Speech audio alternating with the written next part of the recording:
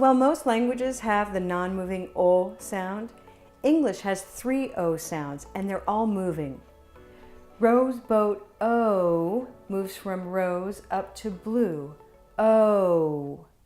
Orange door or moves to purple. Here's how it sounds, or.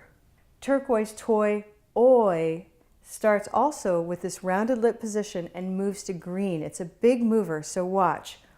Oi, oi.